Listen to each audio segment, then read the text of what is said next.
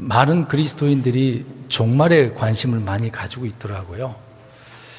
물론 앞으로의 일을 알면 좋을 텐데 개신교에 있다 보면 종말에 대한 부분이 확실하지 않기 때문에 많은 크리스찬이라고 하는 분들이 거기에 관심을 두고 있고 또 두려움도 가지고 있습니다. 계시록을 읽다 보면 굉장히 불안하잖아요. 재앙들이 나오니까 혹시 내가 그러한 재앙을 받지 않을까, 많은 분들이 그래서 고민하고 또 고민하죠. 또 여기저기에서 계시록을 많이 강해도 하고 강조를 하고 있고, 또 이단들도 계시록을 가지고 교묘하게 엮어서 성도들을 유혹하지 않습니까?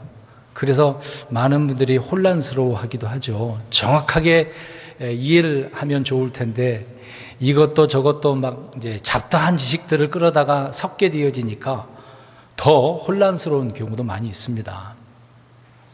우리 저번 주에 우리 우승기 선교사님 오셔서 오후 시간에 했던 그 성경적인 정말 제목을 이렇게 올려놨더니 많은 분들이 유튜브 좀 클릭을 했더라고요. 평소에 우리 교회는 클릭을 많이 안 하는데 종말이라는 단어를 꼭 넣기만 하면 많은 분들이 클릭을 좀 해요. 이제 그것을 볼 때 많은 분들이 여기에 관심이 많구나. 또 그것뿐만 아니라 구원에 대해서 많이 관심을 가지고 있습니다. 구원 받았는데도 여전히 구원에 대해서 고민하고 있는 분들이 굉장히 많아요. 내가 구원 받았는가? 못 받았는가? 구원 받은 것 같은데 여전히 육신의 몸이 또 죄를 짓고 있으니 구원을 잃어버린 게 아닌가? 이렇게 생각하는 분들이 너무도 많아요. 교리 공부를 했는데도 불구하고 늘 흔들리는 분들이 간혹 있는 것을 보게 되어집니다. 근데 그 간혹이라고 표현했지만 대부분의 많은 분들이 거기에 혼란스러워하는 경우가 많이 있습니다. 그래서 믿음으로 자라나야 되는데 말씀 공부는, 성경 공부는 안 하면서 그냥 어디서 들은 지식으로만 판단하려고 하니까 늘 흔들릴 수밖에 없습니다. 그래서 성경을 스스로 읽고 스스로 이거를 판단할 수 있는 능력을 키워야 되거든요. 그래서 많이 읽으셔야 돼요. 제가 강조하는 부분이지만 성경 안 읽으면 항상 흔들릴 수밖에 없습니다. 왜요? 사람의 말에 귀를 기울이기 때문에. 성경이 나오잖아요. 사람의 말에 귀를 기울이면 흔들릴 수밖에 없습니다. 근데 성경을 읽으면 그 읽은 대로 내가 믿으니까 흔들리지 않거든요. 우리 그리스도인들이 그랬으면 좋을 것 같아요. 흔히 우리가 이제 프로, 아마추어 그러잖아요. 프로 같은 경우에는 이제 우리 스포츠 선수를 한번 생각해 보겠습니다. 특히 이제 우리나라 이제 축구 선수들이 있는데 얼마 전에 황희찬 선수를 좀 보여주더라고요. 정말 열심히 운동장에서 필드에서 그 뛰기 위해 나름대로 열심히 운동하잖아요. 훈련도 하고 팀끼리 하기도 하지만 개별적으로 더 하는 것을 봅니다. 몸 관리도요 철저하더라고요. 온도가 막 수십 도 내려가는 곳에 그걸 장치 몇 천만 원 하는 장치를 사가지고 자기 몸을 차갑게 하는 것도 봅니다. 막 엄청나게 추울 텐데 대단하잖아요. 물론 그렇게 한다고 해서 실력이 막 팍 늘어나는 건 아닙니다. 자기 관리를 그렇게 한다는 거잖아요. 그러니까 더 노력을 하는 겁니다. 근데 아마추어는 어떨까요? 그냥 있는 것으로 만족을 해서 이 정도면 됐지 뭐. 오늘 내가 어떤 한 일에 대해서 부족하니까 오늘은 피곤하니까 자고 내일 해야지. 근데 일어나 보면은 그냥 지나가잖아요. 관리가 안 되는 부분이 많습니다. 그러니까 있는 것 갖고만 현상 유지하려고 하는 것이 아마추어거든요. 근데 프로는 그러지 않습니다. 계속해서 더 노력하고 더 나아가려고 더 발전하려고 애를 쓰는 부분이 있지 않습니까? 근데 우리 그리스도인들도 그랬으면 좋을 것 같아요. 성경을 내가 아는 만큼 살아가는 거거든요. 아는 만큼 생각하고 아는 만큼 행동하고 말하고 그렇게 살아가는 겁니다. 근데 우리가 내가 아는 만큼 그게 다 올바르고 다 풍성한 지식이라고 볼 수는 없는 거거든요. 늘 부족한 나 자신을 발견을 하고 프로처럼 또 내가 아는 거지만 또 점검을 하고 또 확인을 하고 그렇게 나아가야 되는 거죠. 그래야 실수를 안 합니다. 물론 우리가 100% 실수 안 한다 그렇게 말할 수는 없겠죠. 또 실수하고 넘어질 수도 있지만 다시 또 점검을 하고 또 내가 잘못했으니까 이렇게 하면 안 되겠구나 다짐을 하게 되어지고 더 발전하게 되어지는 부분이 아니겠습니까? 이제 그런 사람이 성장하는 그리스도인이다라고 할 수가 있는 거죠.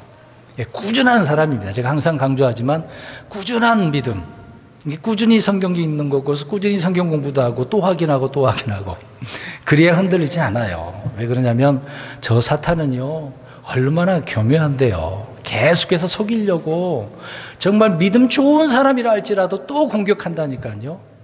우리 예수님께서 시험 받을 때 그걸로 끝난 건 아니잖아요. 마태복음, 마가복음 같은 기록이 있지만 거기에 또 다른 말씀이 있어요. 한동안이라고 그랬어요. 사탄은 한동안 떠나 있었다라고 이야기하고 있는 겁니다. 그러니까 계속해서 틈만 나면 어떻게 하겠다는 거예요. 예수님이라 할지라도 넘어뜨리려고, 실패하게 만들려고. 근데 자기가 하는 대로 되는 건 아니지만 우리 예수님은 더 깨어 계시고 늘 기도하고 계신 분이잖아요. 육신의 몸을 입고 오셨으니까 하나님의 아버지의 뜻을 이루기 위해서 얼마나 더 열심히 사셨겠어요. 예수님도 사람의 몸을 취하셨다고 하지 않았습니까? 물론 하나님이시기도 하고 완벽하시지만 그래도 예수님은 어떻게 하셨어요? 날마다 기도하신 분이거든요. 또 성전에 회당 가가지고 서기관을 통해서 성경을 내오라. 이사야서도 말씀을 읽고 또 강론도 하시고 선포도 하시고 그러시지 않았습니까? 예수님께서 진정한 프로이시니까 계속해서 하나님이신데도 불구하고 자기의 일을 하기 위해 계속해서 진행하셨다라는 것을 알 수가 있습니다. 그런 것처럼 우리 그리스도인들도 지금 현상 유지만 한다라고 생각하지 마시고 더 나아가야 되겠다라는 생각을 가지고 더 노력을 해야 된다는 겁니다. 세상에서 먹고 사는 것도 노력을 해야 되는 것인데 믿음 생활하는 것도 그런 것이거든요. 여기서 멈추지 마시고 더 힘들더라도 나 자신을 스스로가 채찍질하시고 나아가는 우리 성도님들이 되셨으면 좋겠습니다. 예, 스스로가 안도하면서 이렇게 안도에 숨을 쉬고 그러지 마시라는 얘기죠. 숨가쁘게 더 달려나가야 되지 않겠습니까? 걸어가도 피곤치 않고 뛰어가도 피곤치 아니하는 그런 삶. 그래야 우리가 굳건히 주님을 신실하게 믿는 자로 드러나지 않겠어요. 우리의 소망도 흔들리지도 않고 곧 오신다고 약속을 하셨으니까 그 약속의 말씀을 믿고 굳건히 가야 되지 않겠습니까? 가다가 힘들다고 포기하고 우리 그 마가 요한처럼 중간에 힘들어서 너무 힘들어가 복음 전하는 것도 힘들고 맨 고통만 당하고 고난만 있으니 도망가는 경우도 있지 않습니까? 어떤 사람은 진작에 그냥 도망간 사람도 있는 거. 이 사도행전에 나오잖아요. 그런 인물이. 우리는 주님을 신실하게 믿는 자들로서 주님을 언제든지 어디서든지 인정을 하고 주님을 선포하고 드러내야 되는 거잖아요. 배신자들이 안 됐으면 좋겠습니다. 성경에 보면은요, 배신자들이 많아요. 배신자들의 기록이 많이 기록되어져 있습니다. 우리가 알다시피 예수님의 제자 중에 한 사람 누굽니까? 가룟유다. 이 사람은 예수님께서 말씀하시잖아요. 태어나지 말았어야 될 사람이라. 그러면 자기가 좋았을 걸. 이제 태어난 순간 그 응형에 태어났는데 뭘 알겠습니까? 근데 나중에 결과가 이렇게 드러나 보니까 예수님을 팔아버리는 사람이잖아요. 배신자잖아요. 사도들이 배신자였다고 써놨지 않습니까? 지금 현 세상에서도 이런 배신자들이 너무도 많습니다. 인간관계에서 우리는 흔히 볼 수가 있는 거죠. 심지어 가족이라고 하는 가족들도 배신자들이 많아요. 특히 돈 문제, 경제적인 문제에 걸리면 그렇습니다. 별것도 아닌 거. 특히 이제 불신자들은 제사 문제, 그런 일들로 인해서 많이 배신자들 많이 생기는 거죠. 너도 필요 없고 가족의 인연을 끊어버리는 경우도 많이 있습니다. 제가 왜 이런 이야기를 할까요? 배신자 이야기를 했는데 하나님께서는 배신자를 별로 안 좋아하셔요. 힘들더라도 자기를 신뢰하고 끝까지 어떤 일이 있어도 자기를 의지하는 사람, 그런 사람을 늘 보고 계신다는 겁니다. 오늘 본문에 그러한 인물이 나와요. 그러한 후손들의 이야기가 기록되어져 있습니다. 오늘 저는 교리적인 부분을 잠깐 언급을 하고 결론은 아주 간단해요. 어렵지 않습니다. 굉장히 쉬워요. 오늘 에스겔 48장 11절에 있는 기록된 그대로 보면은 간단해요. 근데 그 간단한 결론을 우리가 짓기 위해서 이들이 어떻게 살았는지, 그리고 이들을 왜 하나님께서는 나중에 이 자들을 언급을 해서 천년 왕국 때 그들을 세우겠다라고 하는지를 우리는 아셔야 된다는 거죠. 그래서 교리적으로 천년 왕국 때 있을 일부분이지만 이들에 대한 이야기를 좀 이야기를 하고, 왜 제가 이들을 이렇게 천년 앞으로에 있을 그 사람들이지만 왜 이야기를 했는지를 우리 성도님들이 생각을 해보셨으면 좋을 것 같습니다. 자, 그러면 사람들이 질문을 해요. 천년왕국에 대해서 궁금하잖아. 처음에 얘기한 것처럼 사람들은 종말에 대해서 어떻게 생각한다고요?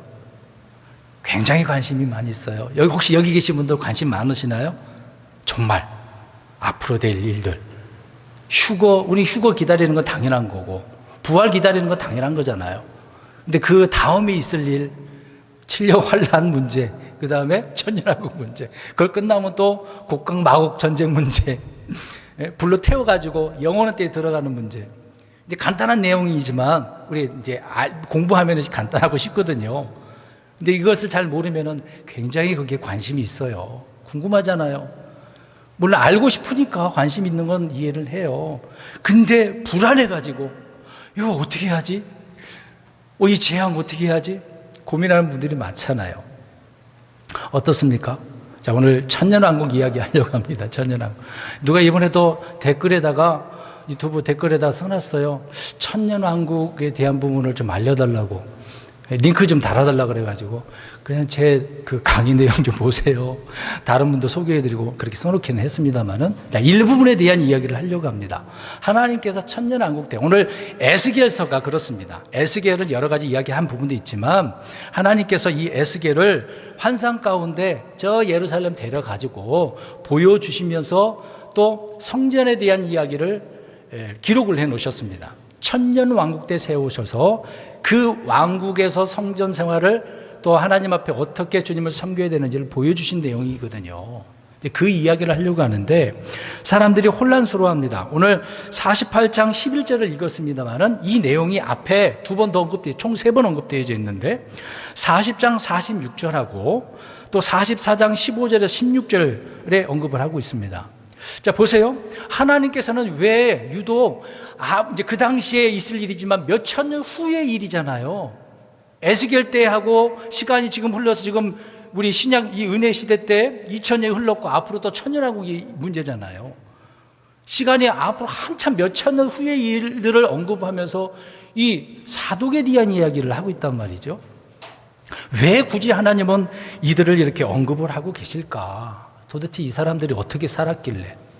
이야기를 오늘 하려고 하는 건데, 질문의 요지가 뭐냐면 지금 3번을 언급하면서 여기에 나오는 사독의 아들들이 누구냐라는 문제입니다.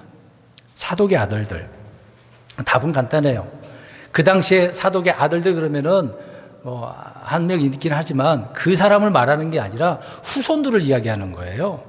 사독의 후손들인데 천년 왕국 때 주님을 섬길 제사장들이다라고 이야기를 하고 있습니다. 여러분, 지금 이스라엘 백성들이 망해가지고 흩어졌다가 지금 나라가 세워져 있지 않습니까? 나중에 회복하게 되겠습니다만은 아직 회복한 이스라엘 나라는 아니죠. 근데 이들이 앞으로 하나님을 천년왕국 때 들어가서 섬겨야 돼. 물론 적그리스도를 통해서도 제사를 지내려고 하지만 그건 이제 적그리스도 성전이니까 상관없는 거고, 하나님 앞에 희생물 드리려면 누가 있어야 돼요? 집리할 수 있는 제사장이 필요하거든요. 다른 사람이 하면 안 되지 않습니까? 물론 이제 그 뒤에 몇 사람도 있지만 뒤에서 설명드리기로 하고, 제사장이면 없으면 안 되는 거거든요.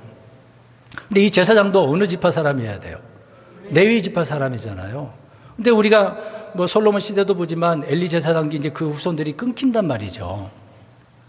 근데 그러면 제사장들이 다 죽고 나서 없어질 것으로 생각을 하잖아요. 시간이 지금 오랜 시간이 지났기 때문에 진정한 제사장을 어떻게 찾아? 그러지 않겠습니까? 이게 사독의 후손들이라고 말씀드렸으니까 그 후손들이 지금도 살아있다는 거예요? 안 살아있다는 얘기예요? 살아있어요. 왜 그러냐면 이미 하나님 앞으로 천년왕국 때 그들의 후손들을 세워서 제사장들로 삼는다고 하니까. 그러면 그 후손들 가운데도 문제가 있고 변절되고 그래야 되는데 내용을 보면 그렇지 않는다는 것을 알 수가 있어요. 자, 이들은 사독의 후손들이다라는 겁니다. 에스겔서 40장부터 48장까지 성전 이야기가 나오는데 수르바벨 성전을 말하는 게 아닙니다. 포로로 잡혀갔다가 돌아오잖아요. 에스라 때, 그 다음에 느헤미야 때 돌아오는 것이거든요. 1차, 2차 이렇게 돌아오지 않습니까? 3차, 3번에 걸쳐서 돌아오잖아요.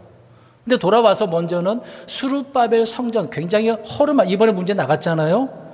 예, 주보에 보면 문제 나가는데 거기에 그냥 예전 솔로몬 성전하고 비교하면 어때요? 그래서 그것을 보고 노인들은 어떻다고 그랬어요? 울었어. 젊은이들은 기뻤다고 했잖아요. 분위기가 달라진 부분이 있지만 이 수르바벨 성전은 보기가 별로 안 좋아요. 아름답지가 않거든요.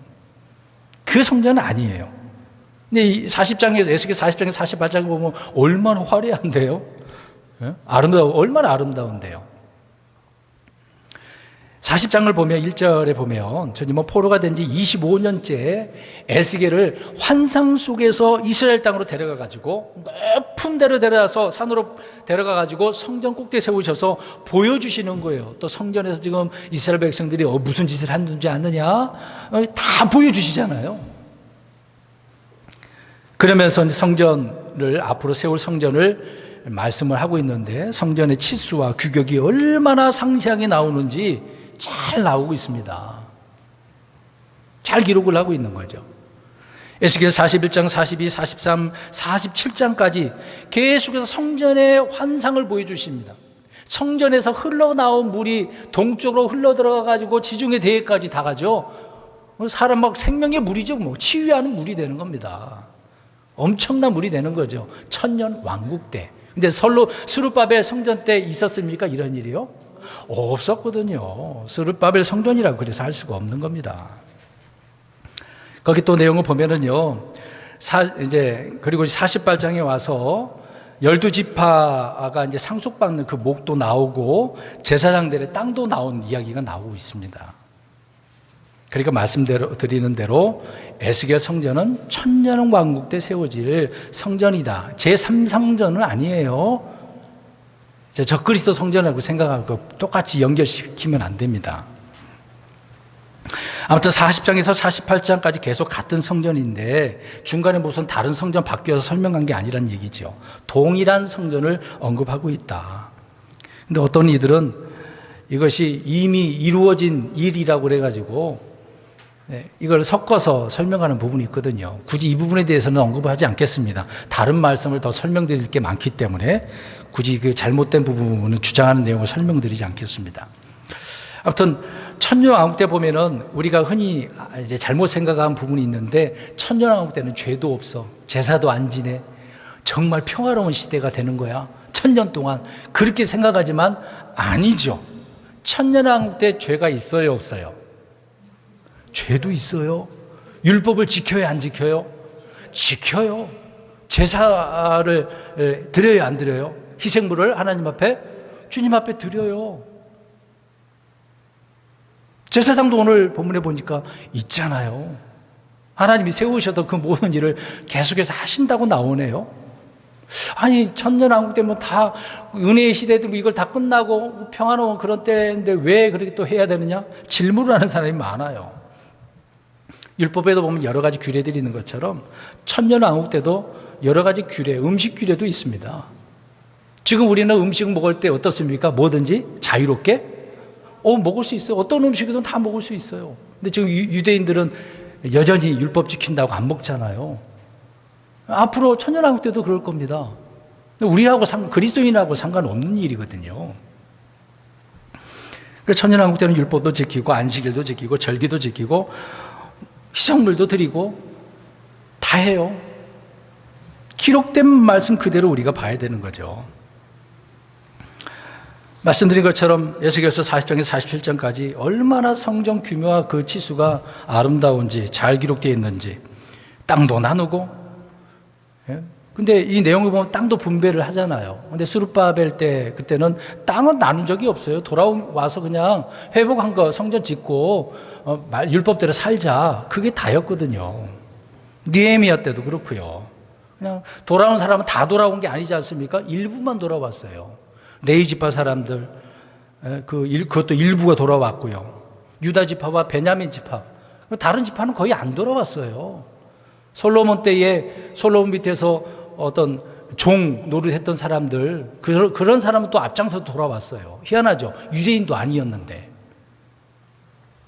그런 내용을 느헤미야서에 언급합니다. 오늘 오후에도 느헤미야 그 내용을 언급하게 될 텐데, 우리가 분명히 성경을 기록된 대로 이해를 해야 되는 거죠.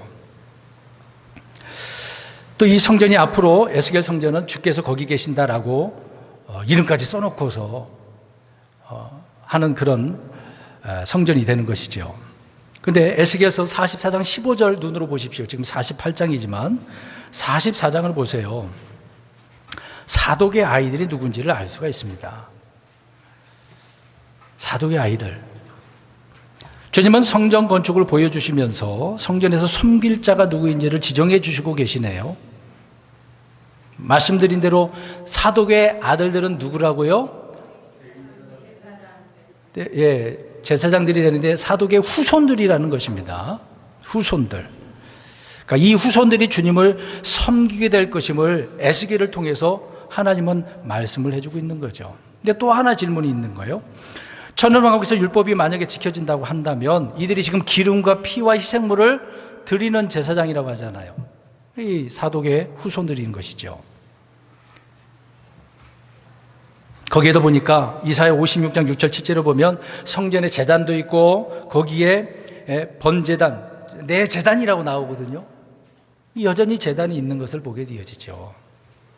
지금은 이 제단이 필요 있습니까? 없습니까? 지금 은혜 시대 때는 필요 없어요. 그러니까 시대에 따라 다르단 말이에요. 율법 구약 시대 때하고 신약 은혜 시대 때하고 환란 때하고 천년왕국 때하고 하나님은 구분져서 말씀을 하기 때문에 끌어다가 섞어서 해버리면 오류가 생기는 거예요. 제가 오늘 왜 지금 천년왕국 이야기하는지를 지금 무엇을 생각을 하고 들으시라고 그랬어요. 누구를 기억하고? 사독. 계속해서 들으세요. 그들이 내 제단 위에 드리는 번제 헌물과 희생물을 내가 받으리라 라고 했습니다. 주님께서 대제사장으로 해가고 드리는 게 아니라 주님이 어떻게 하신다고요? 백성들이 하는 드리는 것을 받겠다라고 이야기하고 계셔요. 물론 천년왕국 때는요 우리 그리스도인들과 상관은 없습니다. 그러니까 그때는 일종의 기념이라고 보시면 돼요. 기념. 그러니까 구약의 이스라엘 백성들은 희생물을 드린 이유가 무엇이었습니까? 무엇 때문이죠? 주로 죄 문제잖아요. 물론 천년왕국 때 죄 문제도 있긴 합니다만은 좀 다른 면이 많이 있습니다. 그러니까 세대별로 대상을 분명하게 우리가 나눠야 되겠죠. 그래서 피를 드리는 이들이 바로 레위 사람의 제사장인데 사독의 아들들이라고 하는 후손들이다라는 것입니다. 그래서 그 피를 내게 드리리라라고 언급을 하고 있는 거죠. 또 우리 에스겔서 43장 18절 가서 보시기 바랍니다. 43장 18절. 그러니까 천년왕 앞으로에 있을 일이지만 미리 알아두는 게 좋겠죠. 우리 그리스도인들과는 상관없는 일이지만 그래도 알고는 있어야 되겠죠. 왜? 그때 우리는 다스리면서 그런 일들을 하도록 통치하는 것이기 때문에. 자, 에스겔 43장 18절 읽겠습니다. 시작. 내게 이르시되 사람의 아들아 주 하나님이 같이 말하노라. 그들이 제단을 만들어 그 위에 번제 헌물을 드리고 그 위에 피를 뿌리는 날에 지킬 규례들 곧 제단에 대한 규례들은 이러하니라. 아멘. 포로로 잡혀가 있는 에스겔에게 보여주시면서 앞으로 천년왕국 때는 이렇게 할 거다라고 규례에 대한 설명을 하고 계시네요. 그러니까 천년왕국의 성전에서 번제물도 있고 피를 뿌리는 제단도 있다. 놀랍지 않습니까? 그냥 끝날 줄 알았는데. 그래서 또 43장 20절을 보십시오. 43장 20절. 18절 읽었으니까 20절 보세요. 피를 가져다가 뿔에다가 어떻게 합니까? 발라라. 뿔이란 얘기죠. 그럼 천년왕국에서 주님 앞에 피를 뿌리는 제사장들, 우리 그리스도인이 아니라 그랬습니다. 누구라고요? 사독의 후손들.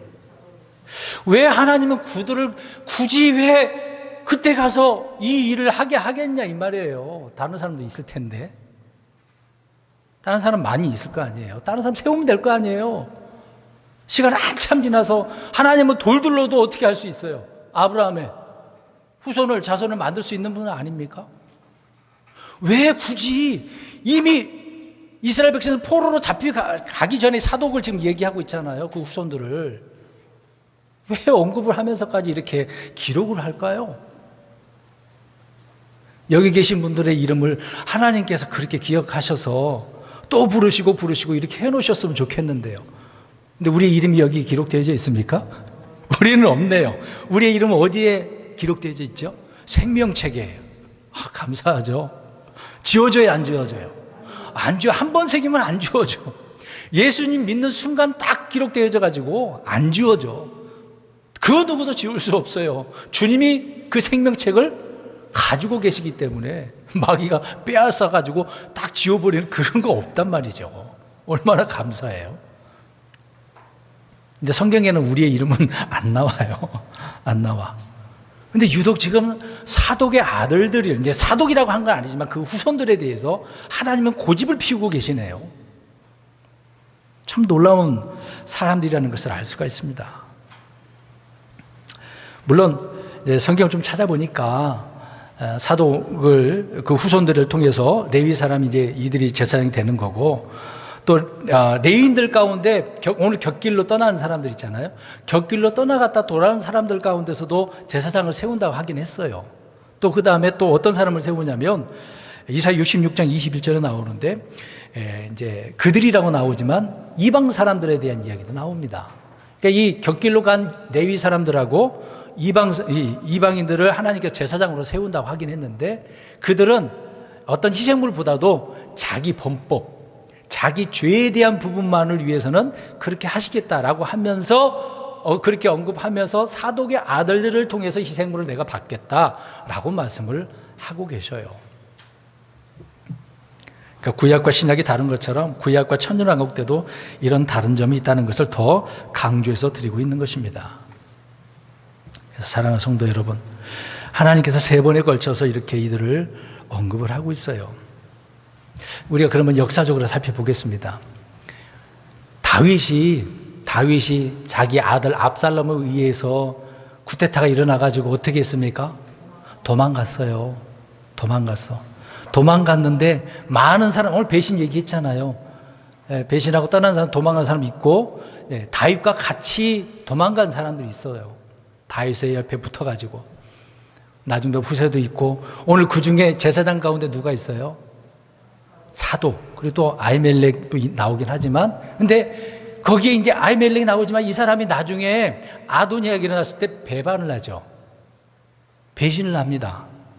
그래서 솔로몬을 통해서 엘리 제사장에 예언한 부분이 솔로몬이 어떻게 합니까? 그들의 더 이상 제사장이 되지 못하도록 끝나버리는 거죠. 그 이후부터는 누가 제사장이 된 거예요? 사독의 후손들이 계속해서 보세요.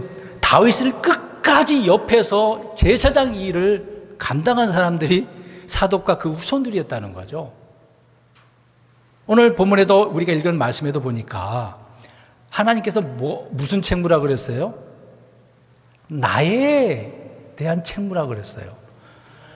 하나님을 향하여 율법에 기록된 대로 그대로 그 책무의 일을 어떻게 했다는 얘기죠? 끝까지 지켰다는 얘기예요. 그리고 많은 레위 사람들, 제사장들 있었는데 다 곁길로 갔어. 배신했단 말이죠. 하나님을 배신한 거잖아요. 배신자요, 이런 노래 부르는 것처럼. 배신자, 그런 사람을 통해서 우리가 그렇게 배신자라고 해야 되겠죠. 배신자였죠. 근데 사독은 또 그 후손들은 배신 안 했어요.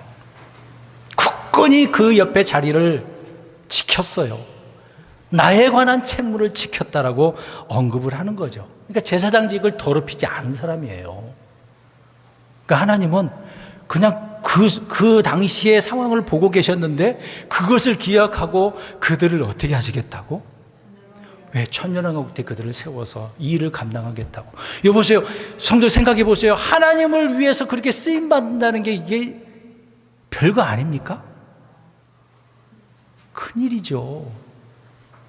하나님 힘들어서 못하겠는데 너무 힘든데요. 우린 때로는 포기할 때가 많잖아요. 믿음 생활하는 것도 힘들면, 먹고 사는 게 힘들면, 자녀 때문에 힘들면, 이것 때문에 저것 때문에 막 정신적으로도 막 우울증도 오고, 뭐 없겠습니까? 살다 보면 그런 일도 있겠죠. 근데 그런 게 중요한 건 아니잖아요. 그런 문제 때문에 믿음 생활하는 걸 포기하고 뒤돌아서고, 뭐 저 자신도 그렇고, 사람을 살다 보면 무슨 생각을 안 하겠습니까? 근데 하나님은 보고 계신다는 거죠.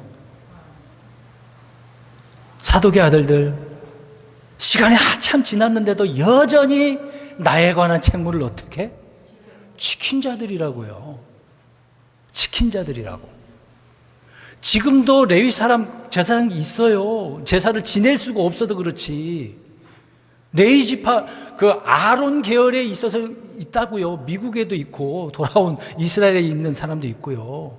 제가요 개척하기 전에 서울에서 부교육자 생활할 때요 어떤 아는 분을 통해서 어떤 장로교회인데 저 미국에서 공부하신 한국 분인데 그분이 미국에서 이제 공부한 누구 밑에서 배웠냐면은 아론 계열의 그 후손 중에서 그 사람이 이제 크리스찬이라고 하더라고요.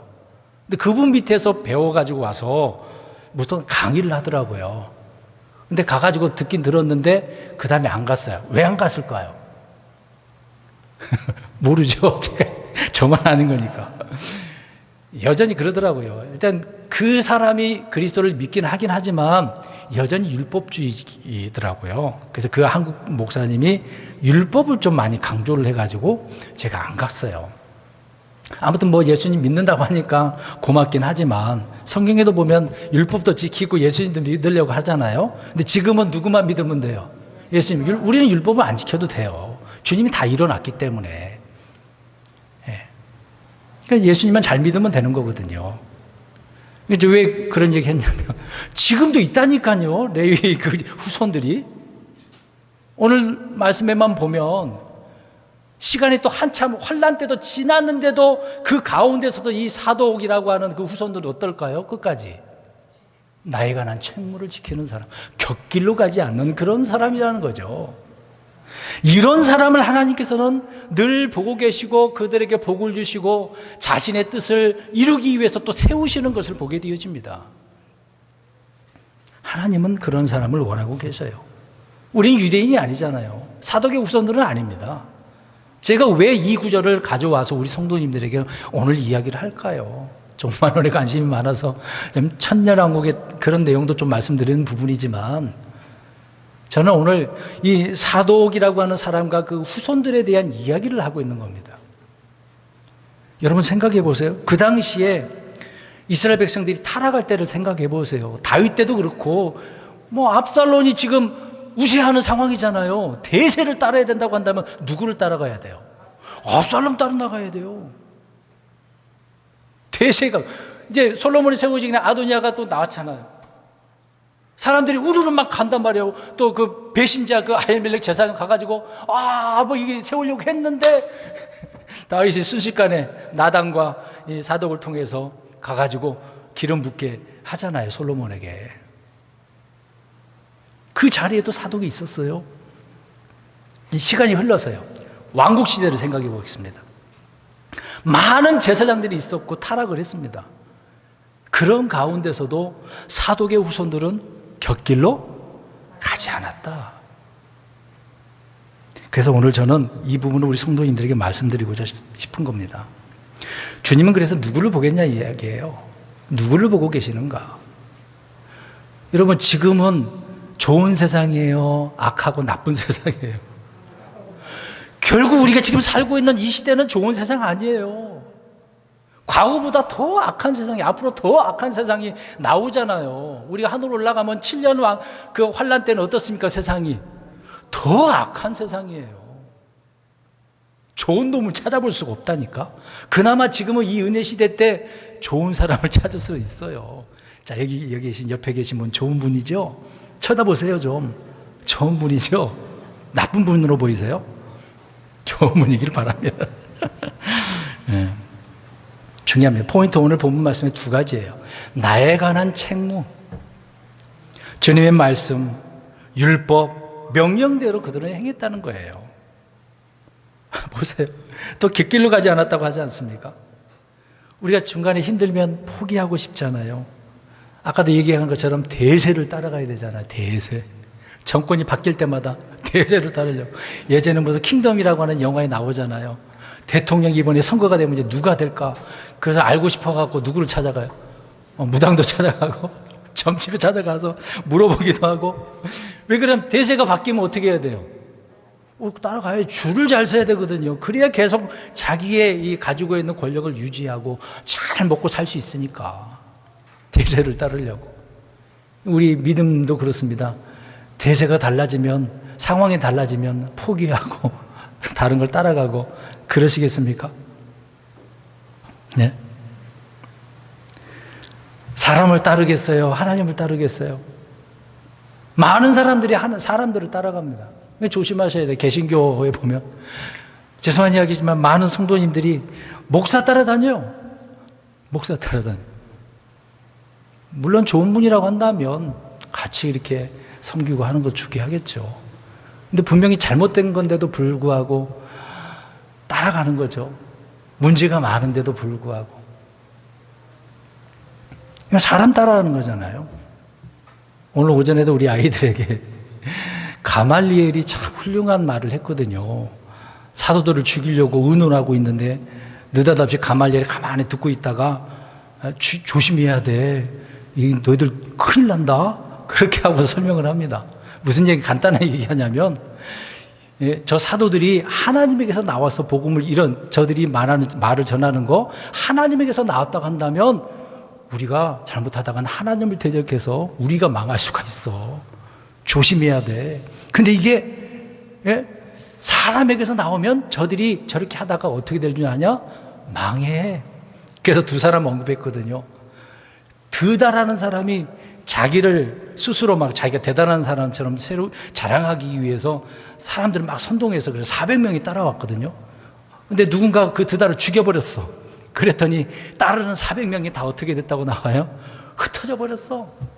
그 다음에 갈릴리 유다라고 하는 사람이 나왔는데 그 사람이 이제 조세 등록할 때 속국이니까 세금 바쳐야 되잖아요. 자기 딴에는 의협심이 있었나 봐. 저들을 물리치고 우리가 나라를 회복해야 된다. 이제 그렇게 주장을 했나 봐요. 근데 이 사람도 망해가지고 따르는 백성들이 어떻게 했을까요? 흩어졌어. 봐라. 사람에게서 나오면 흩어져. 근데 하나님께서 나오면 안 망한다? 그러니까 조심해야 돼. 사도들이 하는 말이 그래요. 사람의 말을 듣는 게 낫겠어? 하나님의 말씀을 듣는 게 낫겠어? 이렇게 그 대제사장들 앞에서 이런 말씀을 선포를 했거든요. 사도들도 대단하잖아요. 감옥에 갇혔는데도 불구하고 굳건히 주님께서 명령하신 대로 이런 말씀들을 선포하는 사람들. 핵심은 뭐냐면 사람의 말을 따르는 거, 대세를 따르는 거.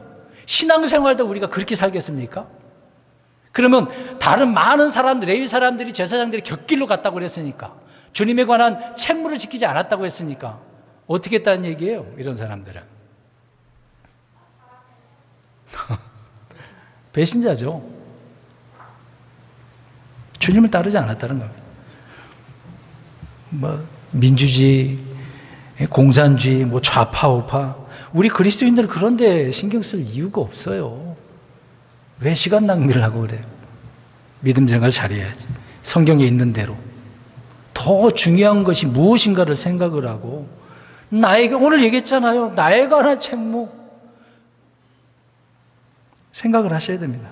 누가 뭐라고 해도, 고지식하다는 말을 들어도, 우리 킹제임스 성경을 들고 있는 분들은, 보는 분들은 이제 고지식한다는 소리 많이 들을 거예요. 교만하다는 그런 소리도 듣게 될 것이고, 너희만 잘났냐? 이런 말을 들을 거예요. 그래도 이것이 진리라고 한다면 어떻게 해야 돼요? 들고 가야죠. 끝까지 가야지. 끝까지 가야죠. 포기하지 말고. 여러분 잘 생각하세요. 사독의 아들들, 사독의 후손들을 주님께서 천년왕국 때 거룩히 구별된 제사장으로 세우셔서 주의 성소에서 주님을 섬기도록 하셨습니다. 정말 신실하게 지킨 사람들이었어요. 그런 사람들이니까 또 세우시겠다는 얘기예요. 자, 보세요. 신실한 사람을 인정하고 우리가 세우지 않겠습니까? 직장 생활 해보세요. 일도 제대로 못하는데 그런 사람 어떻게 하시겠습니까? 잘라야죠. 근데 법이 그런 사람도 지켜줘야 된다고. 이 엉뚱한 법이죠. 일도 안 하는 사람은 어떻게 돈 주냐고요. 일도 안 했는데. 그런 데가 어디 있어요. 잘못된 법이죠. 그런 거는. 성경에도 일을 하지 않으면 어떻게 하라고 그랬어요? 잘 알고 계시네요. 일 안 하면 먹지 말아야 돼. 그러니까 이들은요, 암흑시대에 살았던 사람들이에요. 시간이 수천 년이 지났는데도 달라질 건 없어. 세상 달라질 건 없어. 그래도 자기들에게 맡겨준 책무를 지켰다. 물론 지금은 제사는 못 드리겠죠. 성전도 없고 법궤도 없으니까. 제단이 없으니까요. 그래서 그걸 회복시키려고 하는 거예요. 언제가 말한 제가 사이트 시오니즘이라고 하는 그런 주장을 하는 기독교 단체가 있는데 거기 이번에 기사가 올라왔더라고요. 텍사스에서 붉은 암송아지를 5마리를 어떻게 새끼로 좀 그 나이가 차면은 데려올 수가 없대요. 그러니까 몇 개월 전에 그를 키워가지고 이번에 이스라엘로 옮겼다고 하더라고요. 붉은 암송아지 왜 얘기했어요? 어떻게 하려고? 왜? 제사 지내려고. 다 준비해놨다고 하는 상황이거든요. 그러니까 얼마 안 남았어요, 우리가 휴거하려면. 앞으로에 궁금하죠? 그 얘기는 이제 더 이상 하지 않겠습니다. 아무튼 성도 여러분, 사회적 배경으로나 종교적 배경으로는 그 당시에 정말 힘들었습니다. 끝까지 주님에 관한 책무를 지킨다는 게 쉽겠습니까?